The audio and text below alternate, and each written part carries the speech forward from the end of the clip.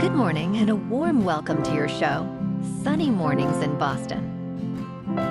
I'm your host, Melissa, and it's Thursday, May 8th. You'll be interested to know. 80 years ago today, in 1945, the world celebrated Victory in Europe Day, marking the unconditional surrender of Nazi Germany and the end of World War II in Europe. This monumental achievement brought immense relief and joy as nations rejoiced in the restoration of peace and the triumph of freedom over tyranny. The celebrations were filled with hope and unity, symbolizing a new era of cooperation and rebuilding. So now you know. And now, it's time for the weather report. This morning, it's mostly sunny and it feels like 56 degrees with 7-mile-per-hour wind. The sunset will take place at 7:28, and it will rise again tomorrow at 6:17. It looks like we're in for a partly sunny Thursday with highs around 71, cooling to about 65 in the afternoon, and a gentle northeast breeze at 5 to 12 miles per hour. Tonight, expect mostly cloudy skies, a chance of rain, and a low of 49. For all you beach runners out there, the first high tide Thursday will be just before 9:30 with a low tide at 3:30. The nearshore buoy at Cape Cod Bay reads 52 degrees for the water temperature. Looking ahead in the weather. Expect cloudy skies and rain on Friday with a high near 55 and a northeast wind. Friday night stays cloudy with rain and a low around 50. Saturday brings a chance of rain with partly sunny skies and a high near 64.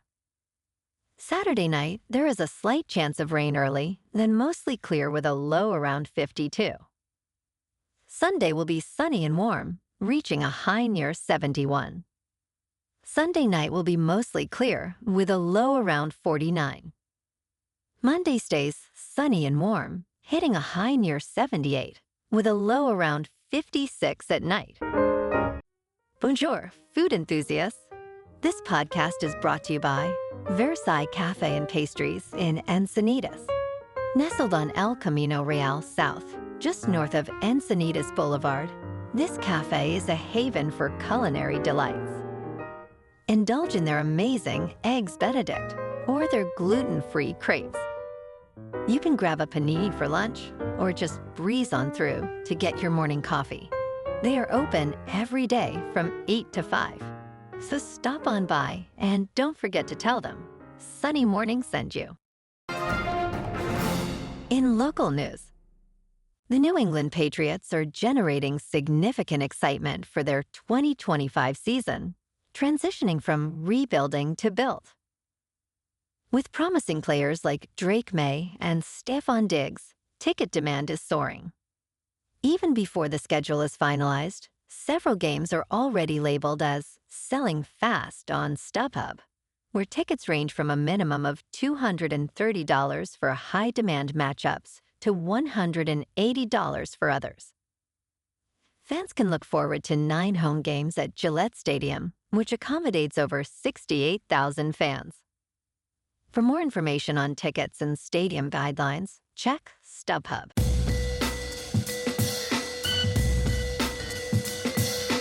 Now on to sports.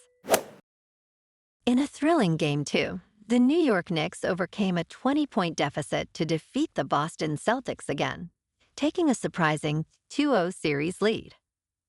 Once again, the Knicks rallied from being down 12 heading into the final quarter, cutting the deficit to 7 points with just 5 minutes remaining. Jalen Brunson, the NBA Clutch Player of the Year, secured the lead for New York with under 2 minutes left. Mikal Bridges, who scored 14 points in the fourth quarter, made a critical defensive play against Jason Tatum, who struggled with just 13 points. Game 3 is set for Saturday in New York. In local sports, last night at Fenway, the Red Sox beat the Rangers 6-4. Bregman led the charge with a 2-run single and a solo homer, while Abreu added 2 solo shots. The Sox racked up 11 hits with 0 errors. Bernard secured the win, and Chapman earned the save. Boston now stands at 19-19. Tomorrow afternoon, the Sox wrap up a 3-game series against the Rangers at Fenway. Brayan Bello, with a 2.55 ERA, faces Jack Leiter, boasting a 4.58 ERA. First pitch is at 1:35, under sunny skies and 70 degrees. In top news, the Federal Reserve has issued a warning about rising economic risks, particularly higher unemployment and inflation, as it decided to maintain interest rates. Chair Jerome Powell indicated that sustained tariff increases could lead to inflation and economic slowdown. The Fed faces a challenging decision, balancing between inflation and unemployment risks. President Trump has urged the Fed to lower rates, but expectations for a cut have waned after Powell emphasized the need for patience. Meanwhile, effective U.S. tariff rates are at their highest since World War II, creating volatility in financial markets. In business news, OpenAI has announced it will not proceed with its for-profit conversion plan after discussions with civic leaders and attorneys general from California and Delaware. This decision may complicate its relationship with Microsoft, a significant investor. OpenAI will remain a nonprofit, while its for-profit subsidiary will transform into a public benefit corporation, balancing shareholder interests with public benefit. Elon Musk, a co-founder, has criticized the plan and plans to continue legal action. Although this change is a setback for Microsoft, which has invested $13 billion since 2019, a new capital structure could still benefit the company in the future.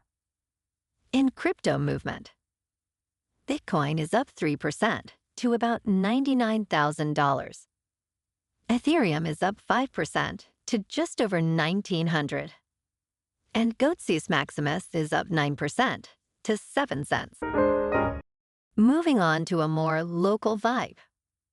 In our community spotlight on health and wellness, we are working with a national Pilates studio to bring you some free classes, so listen up. Check out Club Pilates, with several locations in the Boston area. Pilates presents a comprehensive wellness approach, cultivating strength, reducing tension, and elevating mental well-being. Scientific research affirms its benefits. So now you can check out Club Pilates for a free class. With locations in Canton, Wellesley, Hingham, Brookline, and Framingham, just be sure to tell them Sunny Morning sent you by. And now, back to the show. Let's talk tech. Eddy Cue, Apple's Senior Vice President of Services, issued a startling warning today, stating that the iPhone could become obsolete in the next decade, much like the iPod. During the Google Search antitrust remedies trial, Cue emphasized that artificial intelligence could significantly reshape the technology industry. He noted that Apple's decision to discontinue the iPod was a bold move, questioning, why would you kill the golden goose? While more than half of Apple's revenue comes from iPhone sales, Cue believes AI represents a huge technological shift that could challenge even the most dominant companies in the market. And in entertainment news, Matthew Broderick and Alan Ruck, stars of the beloved film Ferris Bueller's Day Off, are in talks to reunite for a new comedy titled The Best Is Yet to Come. This film, a remake of a French movie, is set to be directed by Jon Turteltaub and will feature a story about best friends embarking on a road trip to find one's estranged son. The actors who first collaborated in the 1986 classic have remained close over the years, previously reuniting in the film Walking to the Waterline. Production is targeted for this summer. Well, alrighty folks, it's time for the quote of the day. And today, our quote comes from the Greek philosopher Heraclitus. And he said, "The only constant in life is change." And that's a wrap for this morning. You can check out our Instagram, YouTube, and TikTok for some captivating aerial videos with local news and the weather reports. Have an amazing day, my good friends. We'll see you tomorrow with another episode of Sunny Mornings in Boston.